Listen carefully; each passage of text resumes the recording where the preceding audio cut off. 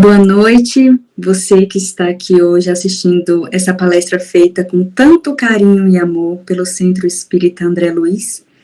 Você que já frequenta o centro ou que está pela primeira vez acompanhando as nossas redes. Eu estou aqui para semear algumas palavras daqueles cuja moral um dia nós iremos alcançar. Eu desejo que essa palestra possa chegar ao teu coração, abraçar o teu coração, e que possa pelo menos um pouquinho te inspirar à reflexão.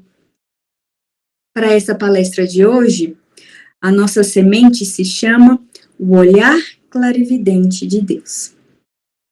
Sobre esse olhar clarividente, a gente precisa, antes de olhar para o Criador, olhar para nós mesmos. Como encarnados em um mundo de provas e expiações, e agora na nossa caminhada para o mundo de regeneração, continuamos, de tempos em tempos, com um olhar um pouco turvo sobre a nossa caminhada, sobre nós mesmos e sobre a vida. Esse olhar turvo, por grande parte do momento, está relacionado ao nosso raciocínio de autossuficiência. Então, enquanto a gente se sente autossuficiente, por natureza, o nosso óculos começa um pouco a embaçar sobre a imagem de tudo aquilo que nos rodeia.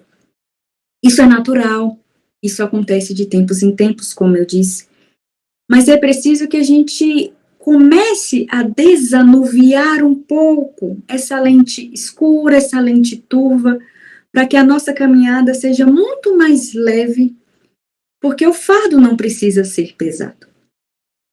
Quando a gente fala sobre olhar turvo, nosso olhar humano turvo, o Evangelho, por exemplo, nos remete a essa expressão quando ele nos fala sobre trave e argueiro. No capítulo 10, item 9 do Evangelho, diz o seguinte, vou ler um trechinho para nós. Por que vês tu, pois, o argueiro no olho do teu irmão, e não vês a trave no teu olho? Ou como dizes a teu irmão, deixai-me tirar do teu olho o argueiro, quando tens no teu uma trave? Hipócrita, tira primeiro a trave do teu olho, e então verá como hás de tirar o argueiro do olho do teu irmão. O próprio Criador, a própria espiritualidade já entende, portanto, que haverá traves e haverá argueiros. Só que a gente se pergunta, o que é então, Tássia, esse argueiro tão falado no Evangelho, tão falado na doutrina? De forma, né, se a gente ler o dicionário, de forma simples, o argueiro vai ser aquele cisco que embaça a nossa visão. Todas as vezes que estamos numa circunstância e que há um cisco no nosso olho, os nossos olhos ardem, os nossos olhos não enxergam, os nossos olhos lacrimejam. Espiritualmente e emocionalmente falando, também a gente pode fazer esse paralelismo. Em quantas provas e expiações eu me ponho que os meus olhos lacrimejam, que os meus olhos ardem e que os meus olhos não enxergam. Então, o Evangelho ele já vem nos convidando para que a gente faça essa distinção entre trave e argueiro, entre aquele pequeno pedaço de poeira que vai estar no momento, ou então em momentos muito mais complexos na nossa vida, que a gente vai estar carregando, na verdade, uma trave e não argueiro. E aí, quando esses momentos acontecem, sejam de empecilhos pequeninos ou de empecilhos maiores, a gente começa a se perguntar: por que Deus há essa trave, esse argueiro no meu olho?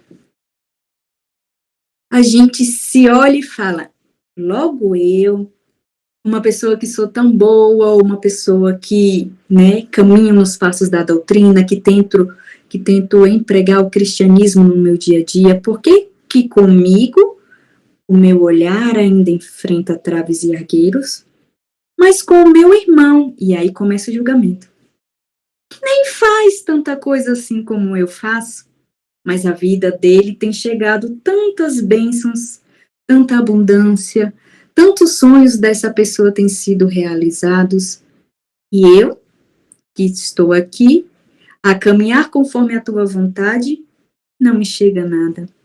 Ao contrário, nem consigo ver o que está próximo de mim mesmo. Se esses questionamentos duram um mês, a gente se sustenta na fé.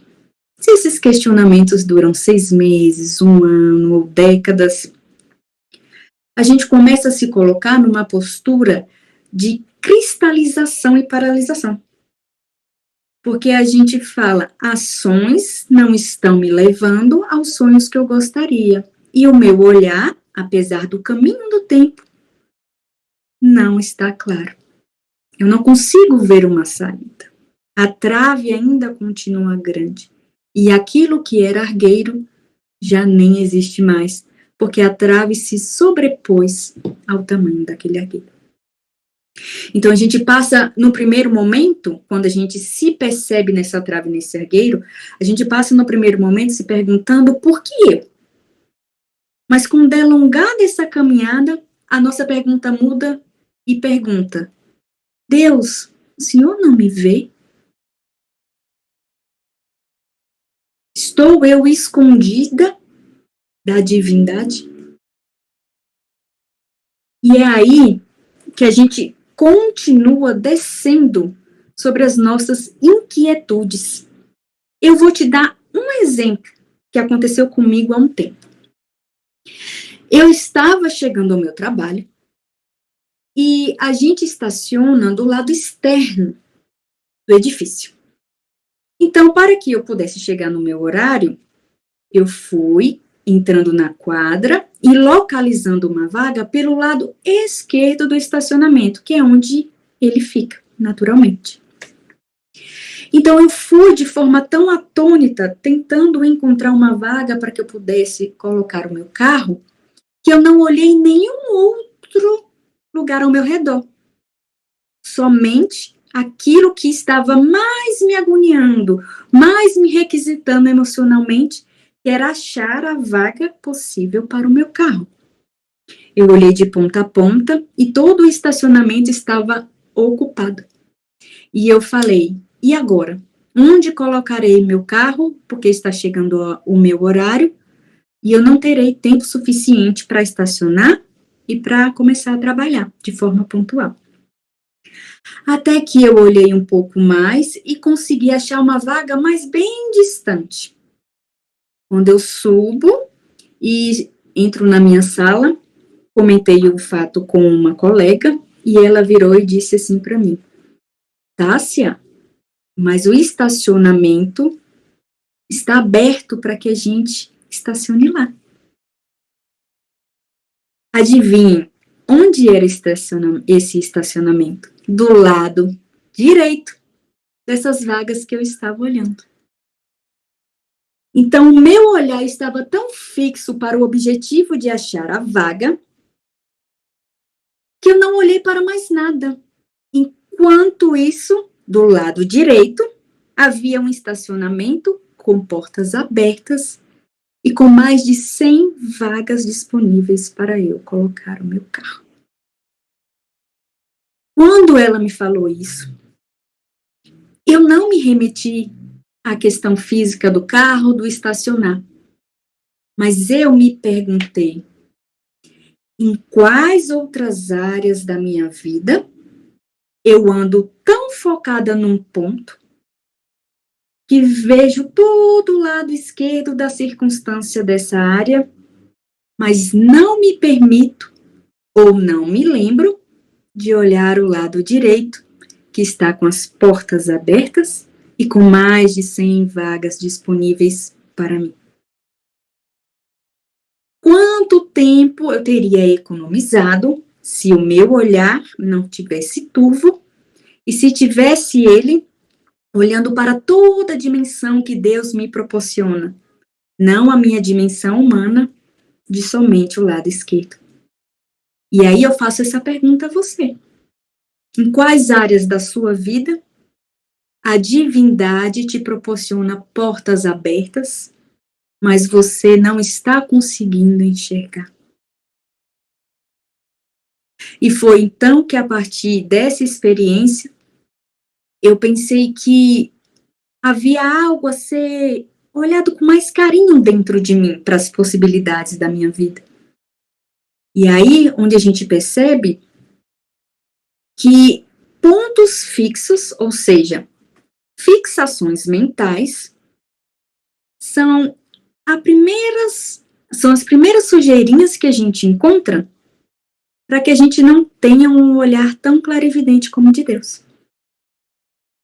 Então, se eu estou fixa numa preocupação, num ponto, numa busca, tudo aquilo de mais abundante, de mais bonito, ou que vai talvez se encaixar mais na minha caminhada neste momento, vai ser ignorado ou não vai ser percebido. Porque eu estou num caminho de fixação mental que me fecha o olhar. E aí, quando isso acontece, quando aconteceu essa experiência, eu me fiz essas perguntas e eu faço essas perguntas para você que me vê também, a gente fala, e agora? Então não tem solução? Como que a gente vai fazer? Além de nós, aqui ainda em carne, em matéria densa, nós temos Deus, que é cheio de atributos que a gente não pode nem imaginar. E todas as vezes em que nós estamos turvos, Ele nos convida a caminhar ao lado dele. Porque Deus não é uma potência que está inatingível.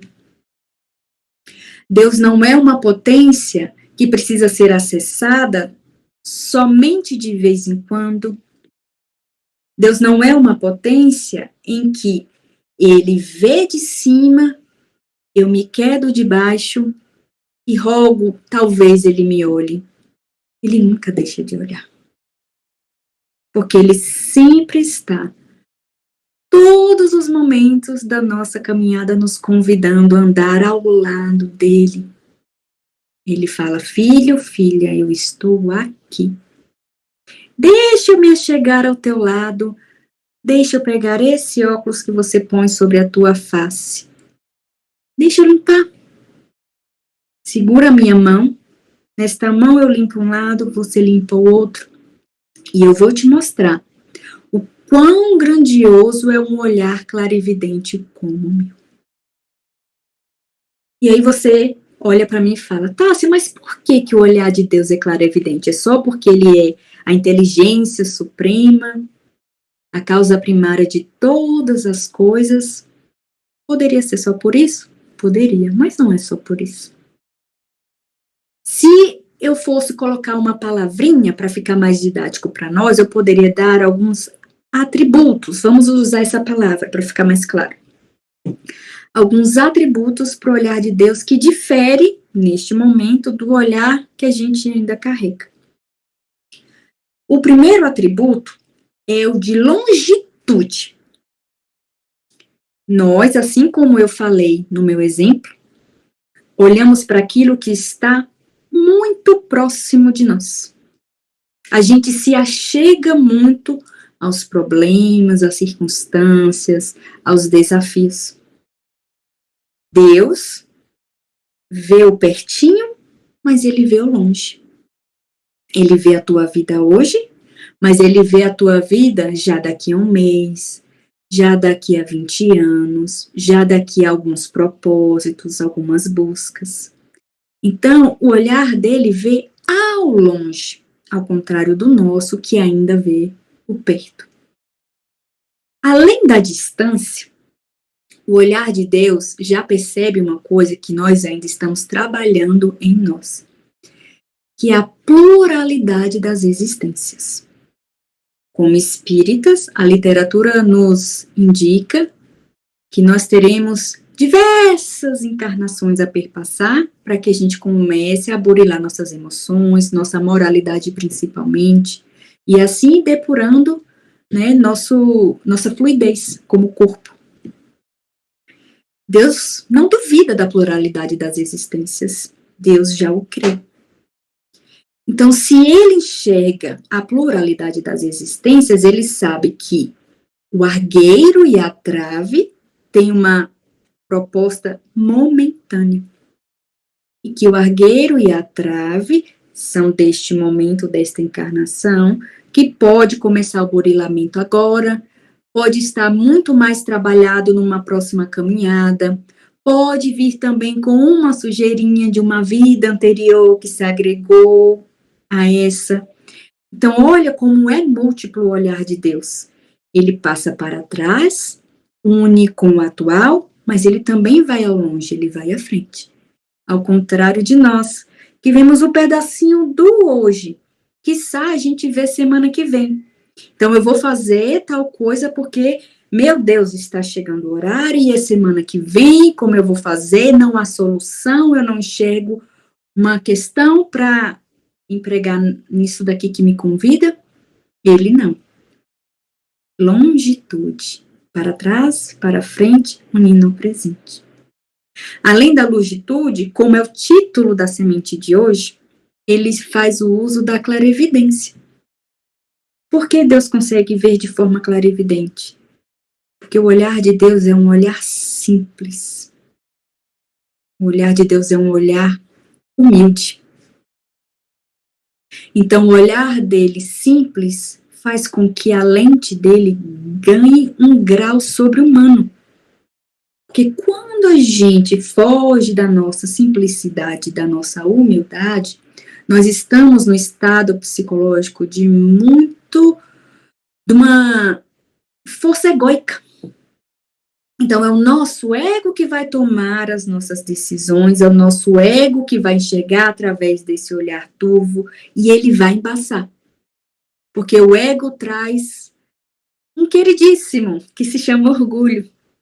E esse queridíssimo precisa ser trabalhado dentro dessa moral que a gente carrega todos os dias. Todos os dias a gente tem que observar este sentimento dentro de nós, para que a gente comece a se achegar à simplicidade. Então, se alguém faz algo comigo e eu vejo como uma questão de arrogância, eu inflo, eu trago dentro de mim sentimentos de vingança, de ira, de muitas vezes vitimismo, porque nós sempre vamos achar que a culpa é do outro. Nós sempre vamos achar que a culpa é da circunstância externa, mas a gente não se convida a esse mergulho de dizer, nesta ocasião, neste encontro entre a minha pessoa e essa pessoa, qual a parte que me cabe? E isso requer humildade para ser feito. Então, quando eu me exacerbo nas minhas emoções, significa que ali eu tirei o primeiro princípio, o primeiro elemento que Deus gostaria que eu tivesse para chegar um pouquinho do que ele enxerga, que é a simplicidade de olhar, é a humildade. E aí, além desse ponto de humildade, a gente tem um outro que eu quero ler aqui para vocês. Só um minutinho. No capítulo 7, item 10, Jesus, né, os espíritos amigos, eles fecham essa questão da simplicidade da seguinte forma. Que adianta apresentar a luz a um cego? Seria preciso, pois, curar primeiro a causa do mal, eis porque, como hábil médico, ele castiga primeiramente o orgulho. Não abandona os filhos perdidos, pois sabe que cedo ou tarde seus olhos se abrirão. Então, o Evangelho vem reforçando para a gente o quão importante é nos despirmos do orgulho. E quão amoroso é Deus para saber que há um tempo para que a gente consiga alcançar esse objetivo. Então ele vai e diz: que adianta apresentar a luz a um cego? A gente desce primeiro do orgulho e aí a luz nos alcança. E ele fala: cedo ou tarde, os seus olhos se abrirão. E aí, se eu vejo que Deus tem clarividência, que Deus tem longitude, eu também confio que Deus exerce a lei natural chamada lei de justiça. Então, as coisas que me chegam, elas possuem gêneros de prova que eu preciso percorrer para que eu vá me burilando como espírito encarnado. Então, a gente, às vezes, usa muito do Instituto do Karma, né? Para falar dessas traves e argueiros, desses argueiros. Mas o livro dos Espíritos nos mostra que a espiritualidade amiga, ela não age ipsilítere na nossa trave e argueiro praticado em vida anterior e reconduzida em resgate nessa. O livro dos Espíritos, ele é claro para dizer que você vivenciará, muitas vezes por pedido seu, algumas experiências com gêneros relativos àquilo que você vivenciou, praticou em vidas passadas. Não necessariamente tal qual foi praticado. Isso está disposto no livro dos Espíritos. E eu vou ler esse pedacinho na questão 259. Fala assim: vós escolhestes os gêneros das provas. Os detalhes são consequências da situação em que viveis e frequentemente de vossas próprias ações. Então, vê que a maioria dos entraves que a gente reclama não vem tanto desse karma que a gente costuma colocar a responsabilidade, porque a gente está vivendo, na verdade, no gênero daquilo que foi praticado. Os excessos que muitas vezes nós reclamamos vêm das nossas próprias ações, quiçá das ações praticadas na semana passada, e não na encarnação passada, como a gente costuma dizer. Quando a gente fala de justiça, de lei de justiça, né, a gente também passa um pouco pela lei natural de causa e efeito. Então, todo efeito, por natureza, vai aplicar a ele uma causa. Então, quais efeitos eu tenho colhido no meu dia a dia se eu não limpo o meu olhar? Será que eu vou conseguir exercer a caridade? Eu vou conseguir exercer a minha reforma íntima? Eu vou conseguir exercer a paciência no dia a dia, que é uma caridade moral? Se eu não estou preocupada com essas causas e efeitos que eu tenho praticado, se eu não estou preocupada antes disso, de limpar o meu olhar para ter melhores causas e melhores efeitos ao meu redor, e aí a gente fala, né, de lei de justiça, lei natural de justiça, e tantas vezes a gente coloca um sentimento muito pesado sobre essa lei, né, quando a gente fala, Deus é justo, essa causa de justiça, fica parecendo como se o Pai Maior fosse perverso.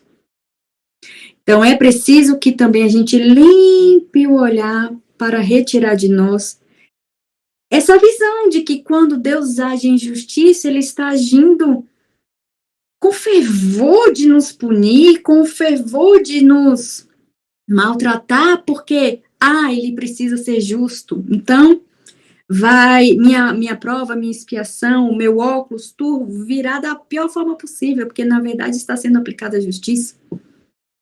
E aí, como o livro dos Espíritos já o disse, como nós já falamos aqui, essa justiça vem conforme o gênero.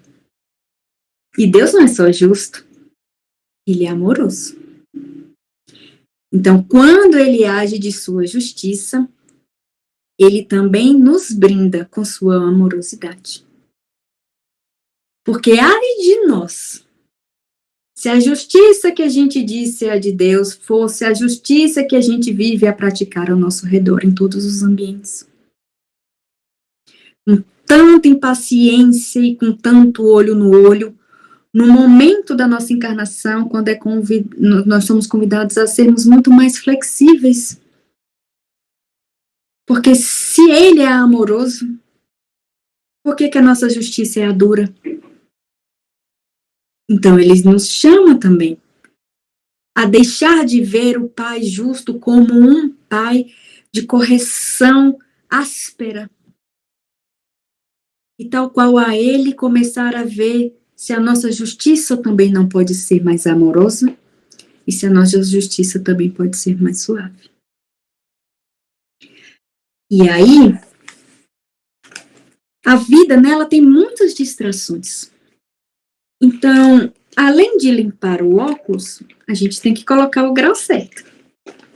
Eu não posso usar um óculos de um grau que não corresponde com a minha necessidade visual.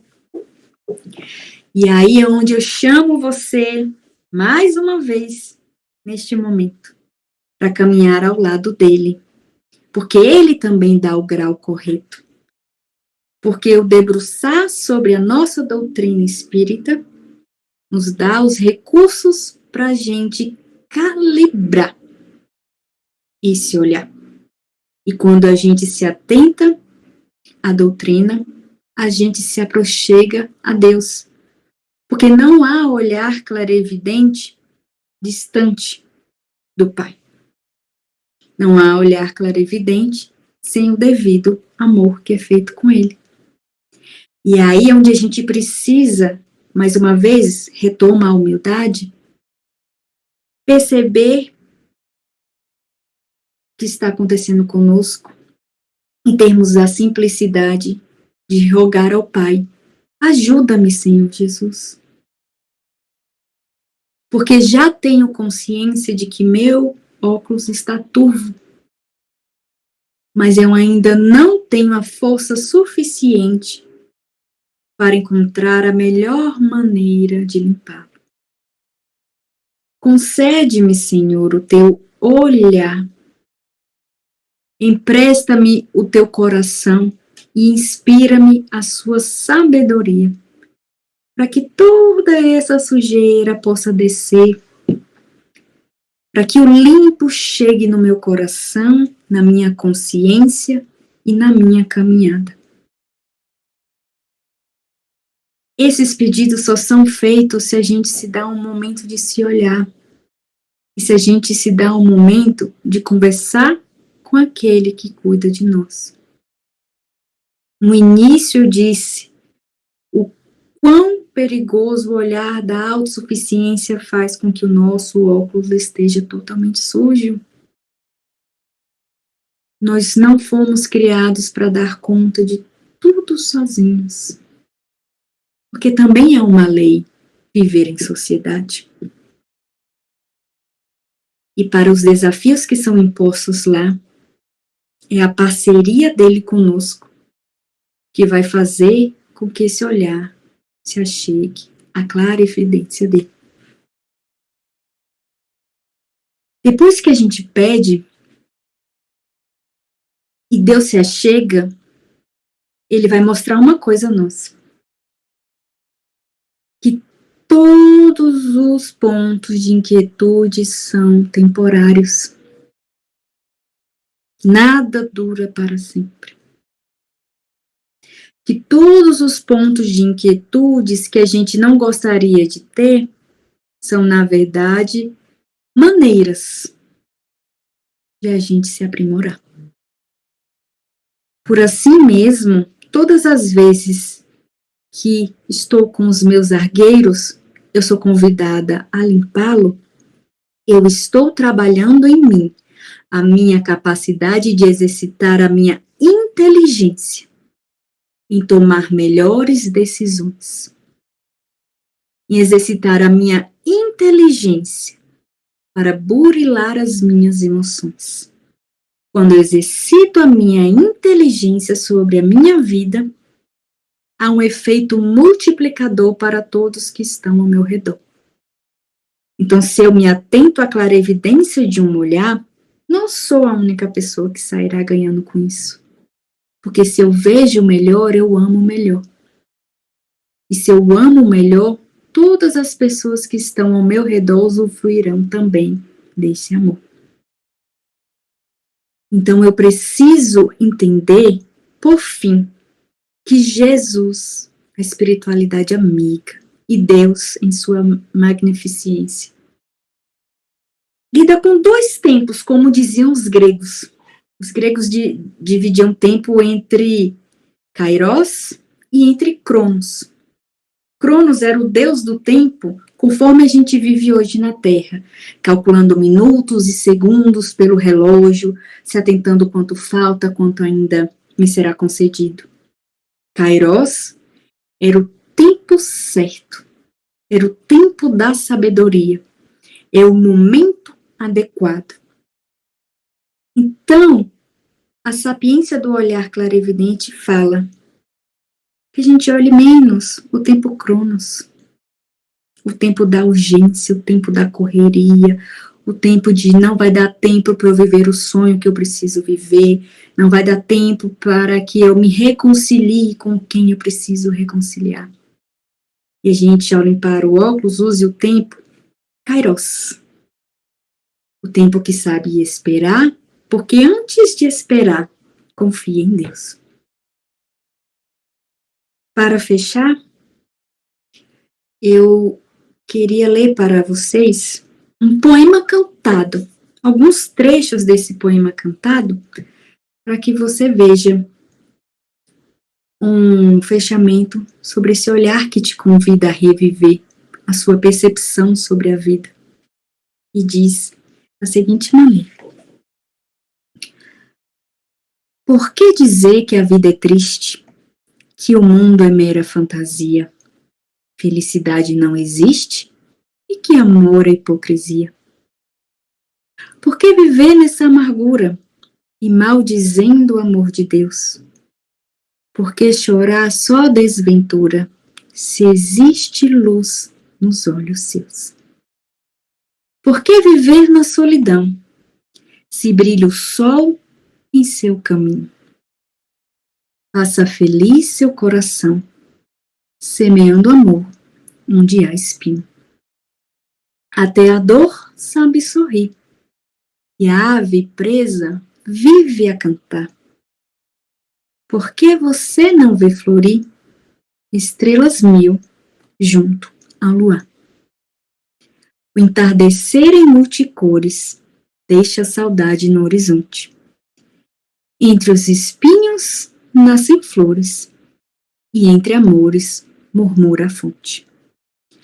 Além da noite o sol desponta, e a natureza se enternece. O amor de Deus é amor sem conta, embala o mundo em doce prece. Sigamos em frente, confiantes que há um poder a nos guiar e que se a gente escolhe todos os dias andar ao lado dele, não há como que a trave não se deslize dessa lente e ela fique clara. Não há como o amor não encontrar o meu coração. Desejo uma ótima semana a todos nós. Que essa semana seja de reflexão para todas as oportunidades que estão nos achegando, para que a gente consiga melhor percebê-las e para que você esteja cada vez mais ao lado do Criador. Que assim seja.